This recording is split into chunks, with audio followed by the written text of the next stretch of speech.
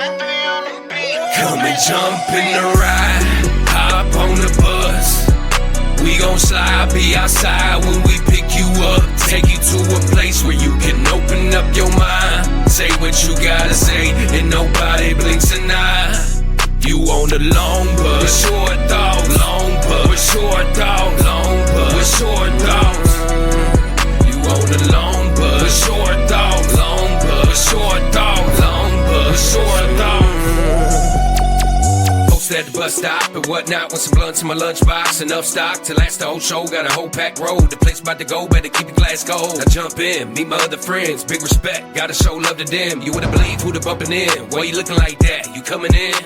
Anyway, this is Matt, that's Steve. What a rich dandy. There's Jason, there's Robin, that's the other Steve. This the whole damn team, the whole stampede. Welcome to the show. Go ahead and speak. Make yourself at home. Here, take a seat. Let your mind free. Hit a little tree. Take a little drink. Whatever you need. Whatever you need. Jump in the ride. Hop on the bus. We gon' slide. Be outside when we pick you up. Take you to a place where you... Hey, welcome to show 90. Get the business out of the way here. Like, share, subscribe. We'd like to thank Habits, Glass, and Goodies. 3 locations here in Omaha. One on 101st and Maple. One on North 30th over in the Florence neighborhood. And one on 84th and J. We'd also like to thank Almost Dope Apparel for sponsoring a show here. Justin Strawstone runs that, and he's got some fire stuff coming out of there. Actually, isn't that fire. Obscure Diamond and him are teamed up on that, so shout out to him too. They are amazing. Yeah. So what we got today, we have JuJu the Mystic back in the building. Yeah. Thanks for having me. Yeah. You know, and this podcast started on mental health and me kind of looking for a way to talk about it. Counseling wasn't necessarily working really well for me. And, you know, I wanted more time with my boys. So we started this, and it is hard to open up on, you know, on a platform like this. Yeah. So you were in here kind of originally to talk about your new project and some music and stuff. And during the pod, you opened up a little bit, and we allowed you a place here. You felt comfortable, and you wanted to come back and kind of talk a little more about what you're experiencing, going through, and things like that. I didn't expect, like you said, when I first came, I expected to just talk about, you know, POW, candy wrappers, music, shows, all that. And sometimes you go somewhere and you just can't fake it. You got to just say what's on your mind. And I felt comfortable here. And then as things have progressed with my my mental health, things have changed. I was like, I'm going to go back where it feels comfortable. And so... Well, I'm glad that we are that space. You know, me and the boys, we've sat in this room and talked about things that'll, you know, never leave this room and would never probably be said otherwise. So I can appreciate, you know, having that, I don't know, a place to do it. Well, thank you. I grew up a public figure, and the last thing I ever expected was to publicly talk about what I go through. But there is beauty in it at the same time. You know, vulnerability is not a problem. It can be a strength at the same time. Since that podcast, I've had about 10 people message me, and they're like, I want to open up more too. I've had to warn every single one of them. I'm like, when you do open up and you become vulnerable, it's good to do it, but there's also a lot of work on yourself that you have to do during that time. Oh yeah. Yeah. It's opening up a stormed can, you know what I mean? You're touching emotions and things that you haven't, you know, dealt with necessarily or handled right in the past. And those things can cause anger and more raw emotion in the moments. Yeah. I had to come back because it didn't just end with the podcast. I have been a little, I guess, different acting. In general, some social media has disappeared, luckily for a good reason. And I figured I'd just come here and kind of tell my story, because I think the thing that means the most to me is having understanding. The number one thing anyone wants to be is understood. Hmm. And so here I am. I'll tell the story. Yeah. Well, I have friends that I was talking to my buddy Jerry. Shout out Jerry. He lives up in the Northeast. I believe he's in Oregon, but we were talking the other day, and he's like, I don't know that struggle. Like, I don't know, how to feel or how to. He's like, I don't understand it, but he's like, but I respect that you do. You know what I mean? Yeah. So it is nice to be able to have that support or even be heard in that way. You don't have to know, but try to understand. Yeah. Yeah. And I have found some understanding people and people I did not expect, and there's people that I expected to be understanding and they weren't. Yeah. And that's part of opening up. You open up that vulnerable side, you learn who can even begin to handle or understand what you're going through. My dad was one of those people. Um, Dude is always somewhere making $100. Like he's just always working. He works a good job, great benefits, makes more than I'm not gonna say. Yeah. He makes the most, Yeah. and still referees. Like if you look at our board at home, there's like 30 different ref things for the rest of the month.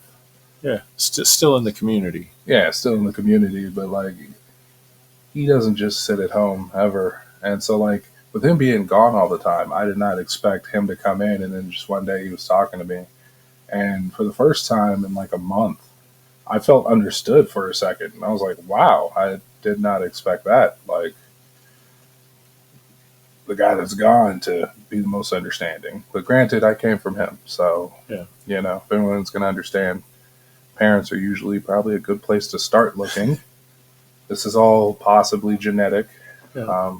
Maybe not my disorder, but yeah.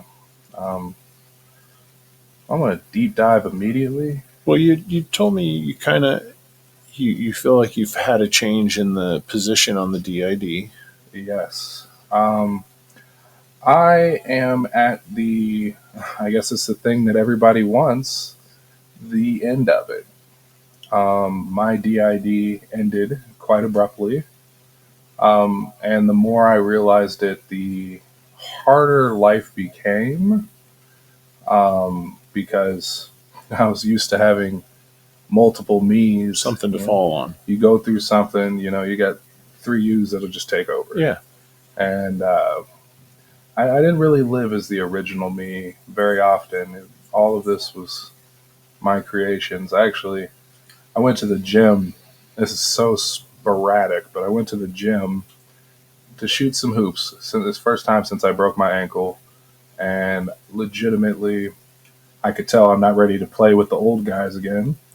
But I was hitting my shots, and it's a good space for me to just kind of get out my thoughts and try to overcome them and make each basket. Yeah. Great mental activity. And as I was sitting there, I was like gaining more understanding of what's really going on around me. I would say since Saturday, there's been like Sunday at 4 a.m, large epiphany. Didn't want that. That was You had messaged me and kind of said, dude, be prepared for some stuff. And yeah. told me you had a rough night and some emotions came out. Can I say, and it's not the smartest, but I had some guys over, had a boys' night, and I may have been a little manic, a little bit, a lot. I annoyed a couple of them, but they're my buddies and they're fine. I don't care. Yeah. There may have been some alcohol involved, and I went to sleep, was fine, and then just woke up at 4 and like understood everything I'm going through. And the only way to explain where I'm at now is to go back to the beginning. So, I was born in St. Joe, Missouri. For years I did not remember anything before age 9, typical with D.I.D cases, whenever you go through traumatic stuff, you split, and then everything before is just a foggy memory. Memory problems are the biggest problem with dissociative identity disorder. But I was born feeling different than everybody else. I didn't feel like I belonged, or I connected well with people at all. This is pre-magic. This is pre-music. I mean, granted, at age 5, I was the kid, walking around the halls singing and dancing to Michael Jackson. When you're in Iowa, that's different. If I grew up in Los Angeles, it might have been a little different, but in Iowa, I was horribly mistreated for those things. Not just the Michael Jackson, but I was different. I didn't fit in. I didn't feel like there was a single. So a little bullied. Yeah. Severely. Yeah. Yeah. It was bad. It was bad, and it didn't just stay at school. To my family, I was the white kid on the black side, and to the white side of my family, I was the black kid, kind of the first. Didn't fit in either side. I may rap, but I also do magic. Still don't fit in. Um, it was a very, almost a tragic backstory. My first 9 years of living. My friends, I never connected with anybody, but I had some friends. And how I saw it is these people can at least put up with me. Okay. And so I felt like alone in the world. And then there's some more. Is this a podcast? I want to say all that at. Yeah. I went through some, sexual abuse, Okay. from a neighbor, 3 separate occasions. How I deal with it is humor. It's not tasteful, but no one ever asked what I was wearing. I was a cute kid. It's terrible, but it helps me. Bro, I understand. Yeah. I've learned that almost everybody's been through that. And it's sad. It's a disgusting amount. Yeah. It's past the 90 percentile range, and that's insane. Look, I don't let my children go to babysitters unless I know them. Yeah. There's maybe 3 or 4 people that really get my kids with them. You know what I mean? So I understand. Yeah, and it's a lot for a kid to process, and you mix that with bullying and just never really fitting in, and I can't stress it enough. The worst feeling of it all was feeling alone. I had a loving, supportive family, but I felt alone on the earth. Yeah. Felt like there was nobody like me out there. And I don't know. Have you seen Thunderbolts, the Marvel movie? Mm-mm. Oh, there's a very good character on there that represents kind of how my subconscious almost treated me. Named Bob, who's Sentry the Void. I had this subconscious battle every day, 24/7, basically my mind telling me that I don't matter and that nothing matters and that I'm alone and all these horrible things. And I just remember that time, from what I can remember, as being atrocious. There's not enough big words that I could think of. Right.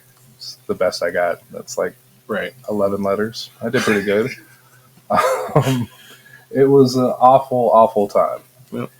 And how my D.I.D started is I had to track this down in therapy to go back to realize when it happened. I've been in therapy since I was 5, rough upbringing. I went to therapy and I tracked it back down to one day in 4th grade. I remember staying inside for recess. And originally, my thoughts at the time were, I was drawing versions of me that people would like and be nice to. Okay. Yeah, it was dark. No, yeah. And I just remember drawing these, and I even drew a version that was less about people liking, but maybe a more thick skinned version of me, very reptile like, I'm not going to lie, that could just handle what I was going through in life. And then from there was birthed three separate identities. There's a lot of pain in that moment. And I birthed these identities once again, 9 years old. I don't know music. I don't know magic. I don't know life really. But here I am creating this trauma response and building up this gigantic wall around myself and letting these other three identities just kind of manage my life, or exist for me. Uh, I'd like to say they did a good job. Um, Now, granted, as I said, life was really hard. Um, I still kept going through hard life. Yeah. Um, I would say 21 years of it, and we'll get to that later. This is all going to connect. But the personality sort of gave you a cushion when you were experiencing a bunch of trouble in this with this side of you, you could transition to something that wasn't feeling that right now Oh, yeah. and keep moving. It was interesting because, like, that 9-year-old me stayed there.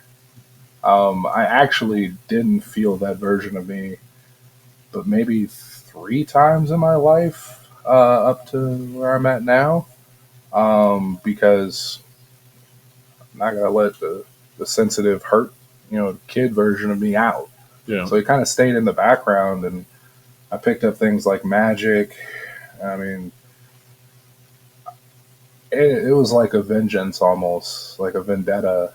Everybody who would, tell me to off myself or say horrible things about me, I found magic and got so good at it that those people, they went from that to calling me magic bitch. But Okay.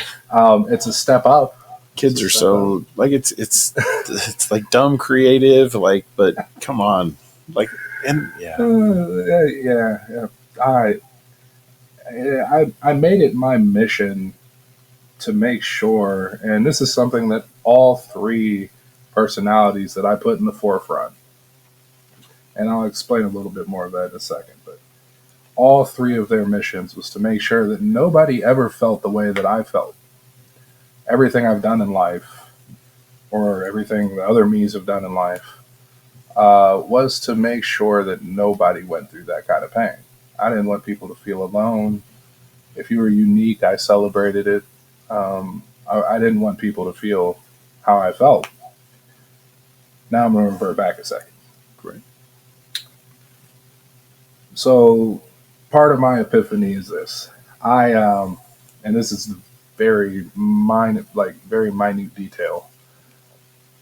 It was like I put up a giant stage curtain. This is my metaphor, and I love it. It'll all make sense in the end, but I put up a giant stage curtain, and that hurt me. Stayed backstage, got to overhear everything, but stayed backstage. Everything that exists, everything that people know about me, is in front of that curtain. It's those other personalities. It's the show. Yeah. It's the Not necessarily a performance, but like, these are, some people say masks. I don't really like that. Granted, I was supposed to tell you, you got to call this podcast Behind the Masks with like 3 S's.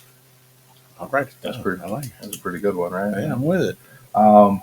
But it opened me up to, like, understanding that there was a giant curtain, and throughout every relationship, throughout everything I've ever been through, I never realized, I kind of never let that younger me back out. He just stayed backstage. And here is where the fun part lies. Still feeling alone on this earth. I made sure, even in a room full of amazing rappers, I would sit there and be like, the original me would not come out, stay behind the curtain.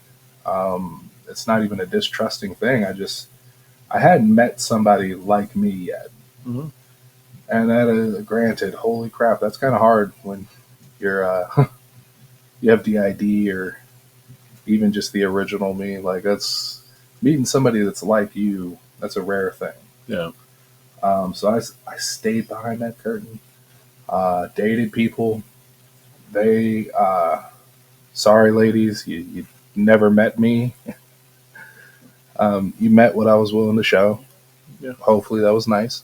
Everybody calls me sweet, but there's been some cracks and some trauma throughout that, and I never realized this, but apparently everything I've ever been through, I always thought, especially with music, like if I went through something, I would not cut off, but like just hide that personality and let the others rap about it because they'd come from a more optimistic viewpoint. It wouldn't be too stuck on the emotions to be able to make music.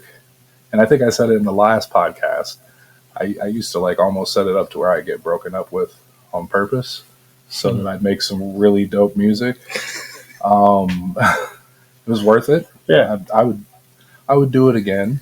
You know, actually, no, I wouldn't. No, what am I saying? If I still was split, I would. Yeah. It's a genius plan. It just gives you that something to feed on Oh yeah, and draw from. Yeah, that emotion. I learned through having those multiple personalities how to take all the pain and hurt that I've ever been through and channel it into something that I know sometimes I'm just saying crazy stuff. I promise I'll release more of the music that's a little more intimate with my soul. Um, I'm the producer, the engineer, the mixing engineer, and I guess an exec. And there's a lot of work behind that. Yeah. And I suck at mixing. That's just, I it takes time. But I plan on putting a lot more out. But this isn't about music. But you know, I'll give you guys more. I'm at a very vulnerable stage. Sure.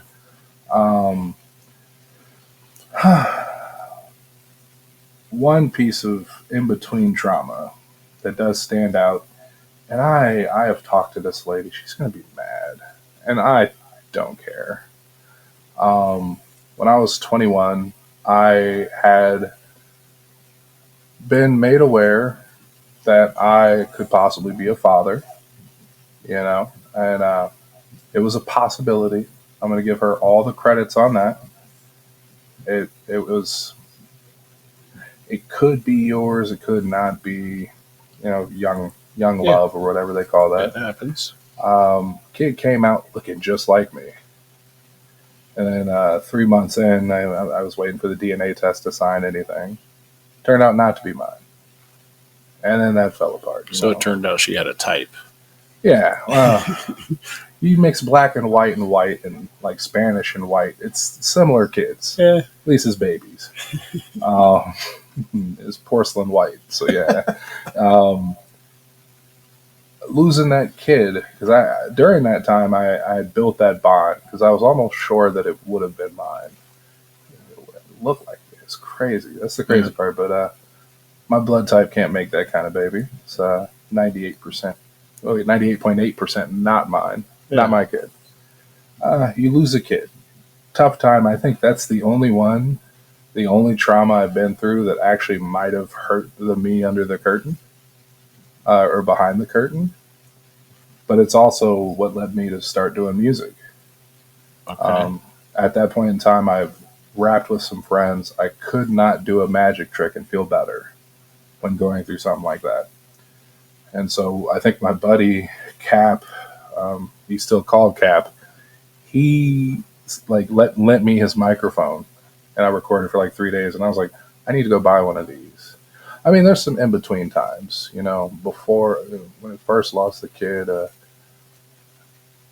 I got low, you know. I'm not going to say too much, but... Look, when I had my first child, not long after, I went through a divorce. And it felt like I was going to lose my kid. And so I can understand that headspace and like, bro, I still, still, you know what I mean? Worry, you know, he's 15, but like, how do you get him to come out to my house to hang out when he lives here in town and all his friends? And so I still have that fear of losing the kid, you know what I mean? So it's a common thing. yes, I knew. Yeah, it was. Well, here's the thing. It's the first thing that like almost has to love you back. Like, you know, if you haven't felt that, Nothing like the sword. Yeah, it's the first. I call it the first love.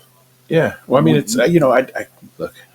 I didn't feel what I believe was a love necessarily at home, and I had my first child and was like, bro, it's something that can't just leave. Yeah, no. You know what I mean? So I understand the feeling that you had believing that it was your child and then losing that. And I'm not even gonna lie. If I were to talk about the good parts, because I should, not a lot of them, but you know, I'll talk about the good part. I remember not sleeping for 2 weeks. I know I said that's a good part, but the reason why is like if that baby moved even their pinky, I was up like a hawk, like nothing was gonna ever hurt that kid. Yeah.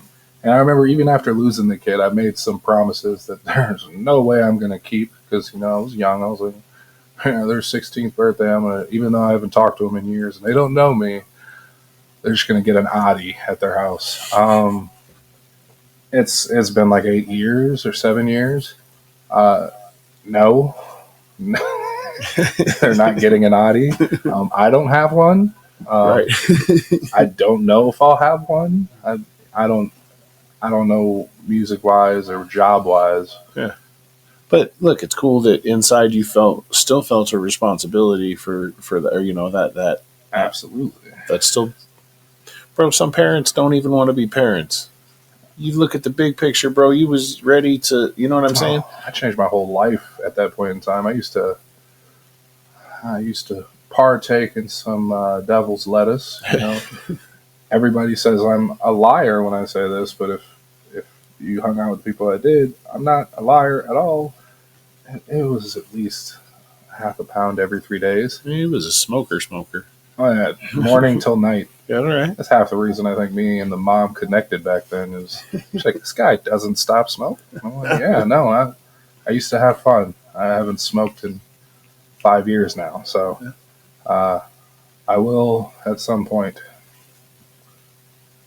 Whatever, dude. Get yourself healed before you. Yeah, that's also kind of the hugest thing. It's like where I'm at now is. Yeah, don't introduce the outside influences and things like that when you're still healing and still, you know, let that happen. I got off on a tangent. That's all right. And I realized it. Where I sit at is, so I went through that, and then that became a very triggering point for me. Anytime I had like 2 girls try to baby trap me within like a year and a half after that happened. If I could go back, one of them could have got a kid. You don't know what you have until it's gone. Sex was good, you know. I'll be honest. Looking back, I'm like, I didn't know she would be near the top of the list. Should have just said yeah. No, but I was very triggered by that, and I was like, I can't do it. Like I sat them down, like, do you know me? And the one I'm talking about, I gave her questions. I'm like, okay, what's my middle name? Like, what do my friends call me? It's my alter ego's name because I didn't tell people I had D.I.D. I gave her 10 questions, and she got none of them right, including my age. And I was like, lady, you can't want a kid with me and you don't know any of this. Right. Like, my friend could be drunk and like half asleep, and he'll answer at least 5 out of 10. You know, 0 for 10 is crazy. Also, how to spell my name was one of the questions. That was bad. 0 for 10 effort. But I was very triggered by that, and I've had some people in my life kind of prey on that.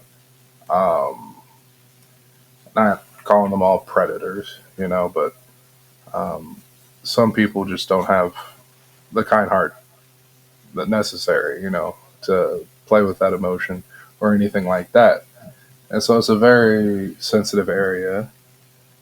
Like I said, I think that's the biggest thing I went through. And, I did music, done all these things, every room. The one thing, even though music connected me to so many people, same with magic, I never sat across from anybody and looked at them and said, you know what? They are like me. I still had that same issue. Which, when you have an ego personality, it's kind of great. You're like, nobody's like me. The truth is underneath and behind that curtain is pain. Yeah. It's not a cool thing. And then I met somebody that is like me, and it was like the coolest thing on God's given earth. I had never expected, at 28 years old, to meet somebody like me. And I've met like 2 million people, grew up on stages, met so many people. First person that's like me. And it was bliss. And from the aneurysm to the D.I.D, having somebody that was like me and that accepted me, and I didn't have to be in front of the curtain. It was the first time in my life that I ever opened the curtain. And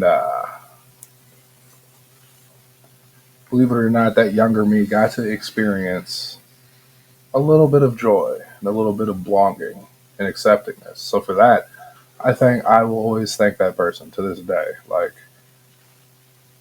I got to experience a slight sliver of what it feels like to be normal. I mean, that person aren't talking or friends anymore. And that's probably what, once you feel accepted and you heal from your D.I.D and don't even realize it, and you're sitting there living this like ignorance is bliss life, once that gets ripped away, the one person that's like you, and then you realize you don't have your other personalities. And then you realize, oh, I'm back to being alone. And then the epiphany is, not only did that curtain get ripped open, I'm that hurt little kid. I did not forefront experience any of my life. JuJu the Mystic, having a kid, any of that stuff. All of that stuff is things that my creations got to experience. My shields, my personalities, they all experienced that. And then it got dark and it got lonely. And this last month, I'm almost apologetic. I have gone a little crazy on social media. I managed to make it through a show. I've seen some really dark times. Some things I will not admit. Actually, I will. No, I won't. I I had never experienced any type of loss of friendship or any type of loss of somebody like me before. And all I have ever known since being age 9 is if you go through something, another you will take over and probably write a song about it. Okay. I realized I had no coping mechanisms, no real self defenses. I immediately became, and this is the epiphany part, that hurt 9-year-old. Except this time I can't create all these protectors. And so I got like, don't worry, the 9-year-old's not 9, so you're not like interviewing a kid right now. Yeah. Yeah. Okay. It's not that type of Yeah. DID. Yeah. YouTube, don't take this video down. That's the that's the movies. But what it is as far as emotional development and going through things, I don't have experience. It all feels raw. It's all brand new to me. Existing feels raw. And it's back to having that void-like character in the back of my ear being like, you don't matter, none of this matters. And the only mechanism I've even found for going through this change um, is a little bit of manicness, but the difference between, D.I.D, a little bipolar manic back in the day stuff, is this one is 100% fabricated, but it works for me. I've tried making music. I still can rap, so my fans can be happy. I still have bars. It's just JuJu the Mystic is not present. Yeah. And the page will stay up. I'll still post music. I have people running the social media now. I'm not him. So if someone messages me and they're like, "Hey man, do you remember having this conversation?" And I've dealt with this a lot this month. I don't. I don't remember much from longer than a month ago. It's all gone. With that being said, bear with me. It's a transitional period. I talked about it last time. Final form me. It's like what is gonna happen when I become one? What is this grand thing? When I overcome this, it'll be the greatest thing that I've ever overcame. To live in the existence I live now is, like I was as a child, treacherous. If I can make this version of me love me, then I am. I don't even know what becomes of that. It's never happened, but it will. It is strangely hard to find a way to love yourself. Yeah. The only thing I found in a month is when I was playing basketball, and I was like, okay, I may have not been the me that got good at basketball. I need to fight through this, and I had to remember the one saving grace. I'm the me that created the me's that got good at basketball. Hey. I'm the me that created the magician that went to America's Got Talent. Yeah. I'm the me that created the musician that worked with some really dope artists and could do shows. I created versions of myself that can do all those things. I will say another Marvel reference, and I love it. I've been posting a lot of He Who Remains, just because his whole thing is he was at war with himself. Shout out to ISO, World War Me. Had to say it. He was at war with himself, infinite selves. And he's the one who won and is just sitting there, probably a little manic, a little bored at the end of time, a little crazy. It's kind of what I feel like. It's like I've had personalities change back and forth and so many transitions between them. The last thing I ever expected was for me to be the one due to feeling comfortable in life. It took 28 years. It's crazy. Um, to be the one that killed all the other me's. It just, and there's a funny thing about music. And I don't know, maybe that was the whole JuJu the Mystic thing. My songs have always been predictions. And the more I release, the more people will understand that. My bad, guys. I predicted this. And I really did. There was a song about a year ago. It was about living five lives, five. Yeah. I might even pull up the lyrics just because. Go ahead, man. I got time. I don't know the Facebook notification. 5 knees. Okay, it'll be easier to. Yeah, there we are. Oh, this is funny that I predicted this. 5 me's originally, 5 dreams is killing me, 5 bodies like hive minds, 5 lives of misery. My mind's like Kennedy, my mind takes energy. Wait, no. My life's, oh my God, I can't read. My life's take energy, my time is limited, and my kind is plenary. Line up men fall in attendance. JuJu, Julian, Marcus, the Mystic. We could work together. We could figure out our business. Psych. Explicit word. Bow. I'm killing all you. Explicit word. Sand word. Yeah. Well, Yeah. So I appreciate that. I won't type it, so I figured it's easier.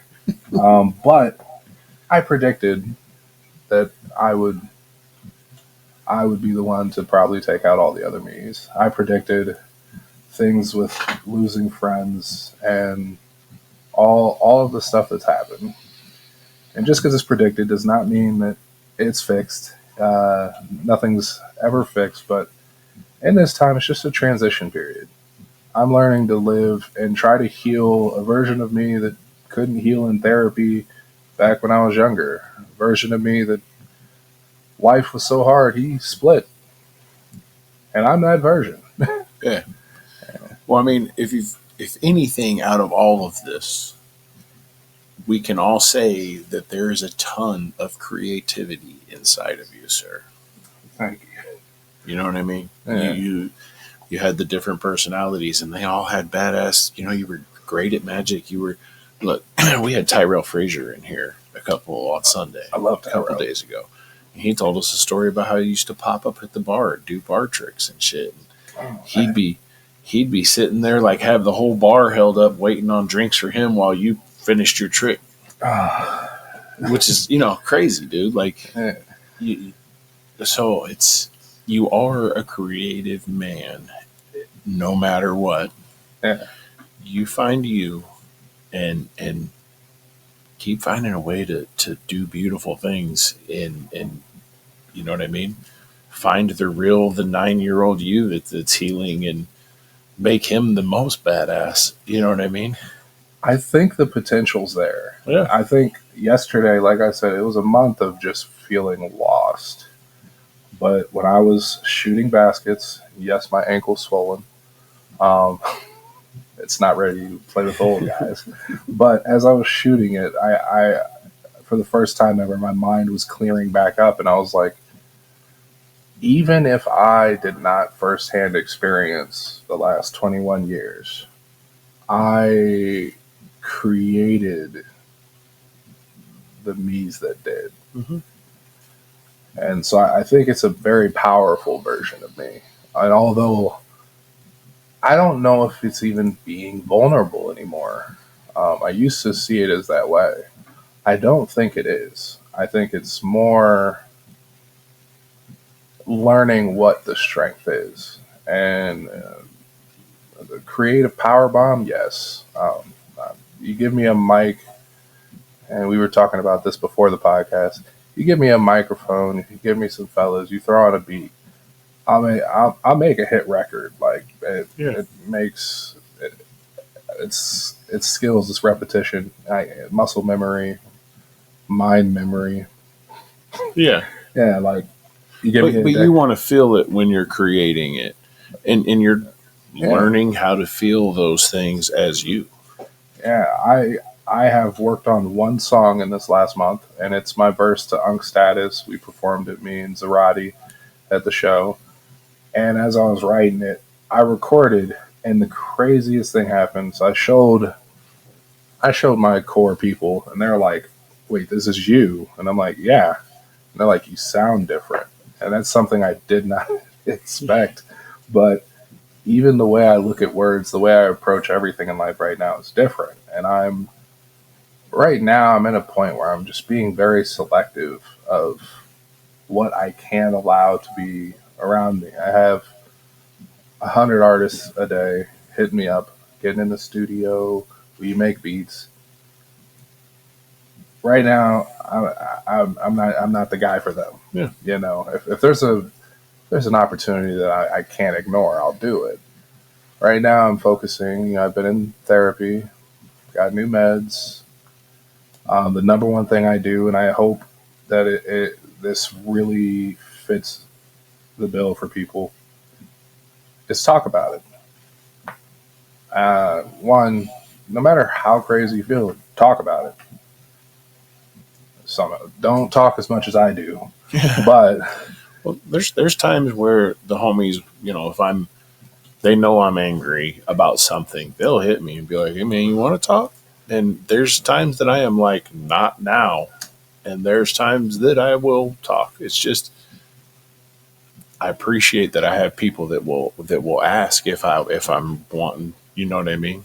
I appreciate that I have built that support system. And I've had some friends hit me up, but I'll be honest, one of the people that's hit me up the most is you. So I do very much appreciate you all right, because it's been a wild month, and whenever I get that message, I'm like, that's a real homie right there. So it's very much appreciated. Um, the world's a scary place, dude. It ain't hard to reach out.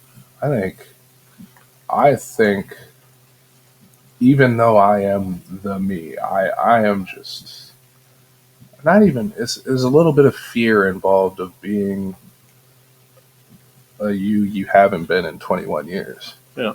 Some fear in that, and I'm learning to live as one person, and it's creating a safe space at home. My sister moved in. I hate the bedroom I'm at. It's hot. The fan's broken. I have like 3 fans. I decided, you know what? I'm going to go live in my office because that's where my stuff is. I also had one really cool idea, and you'll like this. So I have 3 desks, and I was like, you know what? I want one big super desk, and I'm today going to get some help pushing it all together so that like all my stuff's just in one big section. New job on the horizons. Congratulations on that. Thank you. I it's I'm I it's think it's going to nervousness. be a great fit for you. I think so too. I just hope they don't. I've heard some stories about working like 90 hours, and I'm not going to call out the company because I like to keep that job. But I'll just say that they can get 48. Anything past that, like, I'm just going to say no. Like, Yeah. and I'll stay for years. Well, there is. I don't know, man. There's you can't live your life chasing the bag. As much as that big bag of cash or nice stuff sounds good and everything, man, like we're just feeding the system and perpetuating you know, when are we going to live? Shoot, I live by that motto, and a good example is when I got my CDL. And I know you know what I'm talking about. There's jobs that are like, yeah, go over the road for 3 months. We'll pay you all the money in the world. And I looked at those jobs in the face over my dog, who I swear to God, I would love to go over the road now. He's a menace. But as a puppy, I was like, I'm not ditching my dog. Like, Yeah.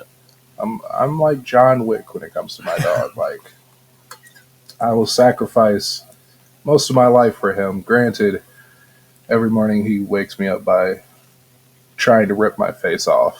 So don't ever get a corgi mixed with a pit bull Okay. and a chihuahua. He's the devil. Even the vet had him called Kang the Devil. Our last name, my last name, Nice. and yeah, I've trained him after a year not to bite anybody else. I'm like, dude, they're gonna put you down if you bite people. So now he just does it all to me. Nice. But yeah, So keep healing, keep talking, keep building that support system. Know that you can hit me up anytime, dude. Like 1,000% would rather fucking hear you blubber, cry like a baby than attend your funeral, sir. that means a lot. If it helps any, I'm almost at the point where I don't think it's possible for me to die. So I think you're stuck with me. Yeah. Well, I mean, it's look. We all have our dark days and things like that. It was 8-9 years ago, dude. I was so deep inside of my own shit that I couldn't see the happiness in my children. You know what I mean? It was, yeah. I'm glad I'm not there no more. You know what I mean? I'm glad I have found a way to exercise. Me going for my walks in the morning is you shooting your hoops in the afternoon. You know what I mean? Just that little bit of physical activity, that little bit of repetition, and just having the time to clear your head goes a million miles. I'm telling you, I went on a 10-mile walk the other day. Ooh. I will say this.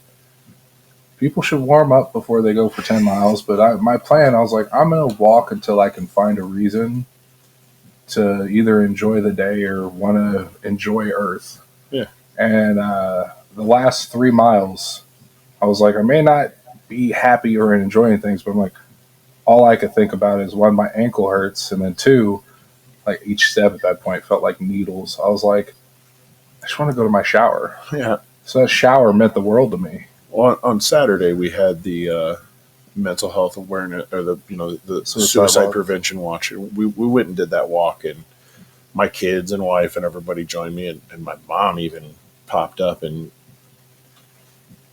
she's damn near 80, dude, and committed to completing the whole 2 mile walk. She's got Parkinson's. Holy and like shit. Did the 2 mile walk, bro. So like that was cool. It was huge. Yeah, it was impressive. Like it was like, hey, there's a shortcut here. She's like, no, I'm gonna try. And I'm like, hey, and she knocked it out of the park. I was proud of mom, but she lost her sister, and she struggles with depression, bipolar herself, and she's a strong survivor, but got herself out there and walked with us that full 2 miles, dude. It was dope, really. And the turnout, beautiful. The turnout was amazing, considering it was contending with the Crawford Parade. I saw from your pictures. That's how I got to live through it in your videos. Yeah. I was like, I wanted to be there. I don't remember what happened, but I wasn't there. I really don't remember Saturday. I don't remember. That's all right. Memory's terrible, but it's one step at a time. Yeah. And that's why walks like that are amazing. The walks you go on, the walks I go on. I recommend it to people. If it's cold outside, go on a walk. Doesn't matter. Like, you'll feel the cold. It'll suck. Yeah. But it's going to make you appreciate warm. Well, and the crispness of those, like, fall, getting cooler in the mornings and like breathing in that cold air, it almost like burns the lungs. I love that. Of course, I'm an ex-menthol smoker, so like, give me the cold breathe. Menthol vapes for me, but I think my greatest message for all of this is it's like three things. One, I think it speaks to my character growing up like that throughout my entire life, at no point have I ever wanted to hurt someone's emotions. I dedicated my life to making people, or at least trying to make people not feel the way I felt and now feel today. Two, always speak up. Like, if you're going through something, like, you're not alone. Yeah. Even if there aren't people like you out there, you're still not alone. And you'd be surprised if I can find out that the last person I'd expect on earth would give me the best advice. Just ask advice. You don't have to take advice, but talk to people and listen, because you never know who might give you the thing that helps you. Yeah. And then three, bear with me. I'm in here's where it's a vulnerable state. I'm in a very sensitive stage where, I experienced acceptance and belonging with some people, and I don't have that, but so I'm kind of looking for it more. But that acceptance, that belonging, that people that care about you, and just honestly that love that the world does have, no matter what any news source will say, no matter what any terrible Facebook post will say. There's love to be had, and I look at this version of me as now I have the opportunity to maybe experience more meaningful friendships, bonds, and relationships than I ever have in my life. Because there is no curtain up for me. Right. I'm not going to switch me's and then just completely forget that something happened. Right. So I'm excited, honestly, to experience the life. It's not easy, but I'm capable. Well, I still battle the voice in the back of the head telling you you're not worth shit. And like, dude, there's really the last couple of weeks here, I've been riding this wave of awesome.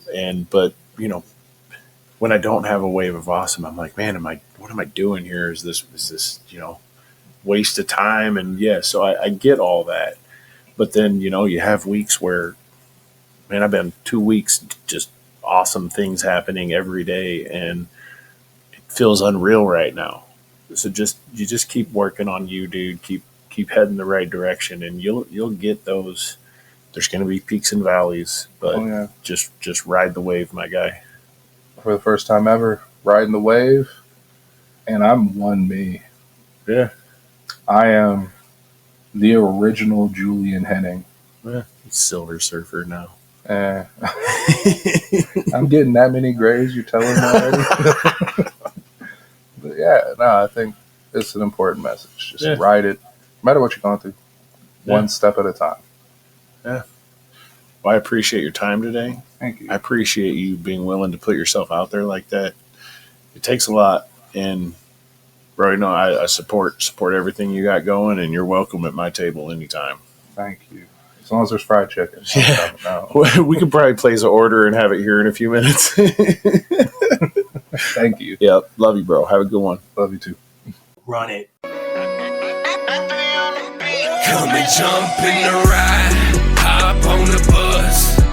We gon' slide, be outside when we pick you up. Take you to a place where you can open up your mind. Say what you gotta say, and nobody blinks an eye.